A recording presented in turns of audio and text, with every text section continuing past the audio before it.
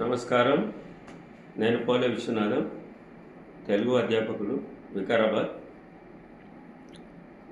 గత 30 సంవత్సరాలుగా తెలుగు అధ్యాపకులుగా పనిచేస్తూ ధార్మిక ఆధ్యాత్మిక రంగంలో కూడా దేవాలయాల వార్షికోత్సవాల సందర్భంగా, విగ్రహ ప్రతిష్టల సందర్భంగాను, మరియు వీరశైవ ధర్మంలో ముఖ్యంగా కాశీలో, శ్రీశైలం పుణ్యక్షేత్రంలో జరిగే వివిధ కార్యక్రమాల్లో, ధార్మిక ఆధ్యాత్మిక కార్యక్రమాల్లో పాల్గొని ప్రసంగించడం జరిగింది.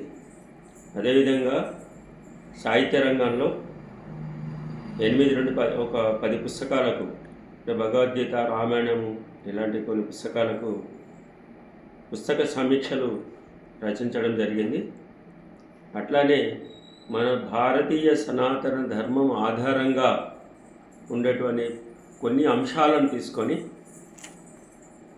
మానవ వ్యక్తిత్వ వికాసానికి సంబంధించిన ఒక 10-12 వ్యాసాలు ఇప్పటి వరకు రచించారు.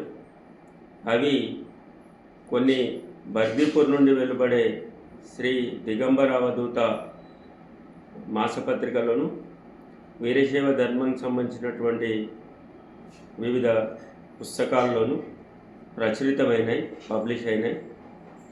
వాటన్నిటి ఆధారంగా నాకు 2022లో శ్రీశైల జగద్గురువు గారు అక్కడికి పిలిపించుకొని నాకు రాష్ట్ర స్థాయిలో వీరశైవ సాహిత్య విద్వాన్ అనే పురస్కారాన్ని కూడా అందించడం జరిగింది. ఒక సందర్భంలో కాశీకి వెళ్ళినప్పుడు అక్కడ కాశీ జగద్గురు డాక్టర్ చంద్రశేఖర శివాచార్య మహాస్వాముల వారు నా సాహిత్య సేవను గుర్తించి ఒక ధృవపత్రాన్ని, ఒక సర్టిఫికెట్ కూడా వారి అమృత కలశ హస్తాలపైన నుండి నేను అందుకోవడం జరిగింది.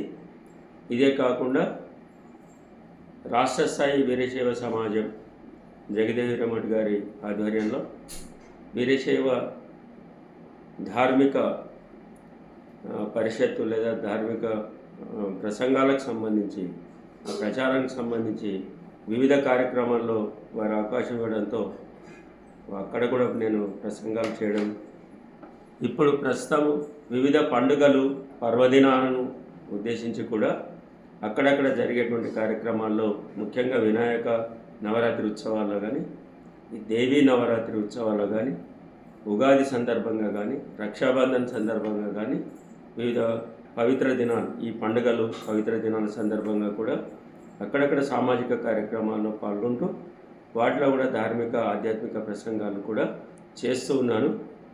నేను ఒక 2 సంవత్సరాల కిందనే యూట్యూబ్ ఛానల్ ఒకటి వెలువరించడం జరిగింది. దాన్ని మీరు లైక్ చేస్తూ, షేర్ చేస్తూ నా ఛానల్ని సబ్స్క్రైబ్ చేసుకోవాలని, ఇక ముందు జరిగేటువంటి కార్యక్రమాలు, ధార్మిక ఆధ్యాత్మిక ప్రసంగాలు లేదా కొన్ని మంచి వీడియోలు ఈ యూట్యూబ్ ఛానల్ ద్వారా ప్రసారం అవుతుంది అని తెలియజేస్తూ నమస్కారం.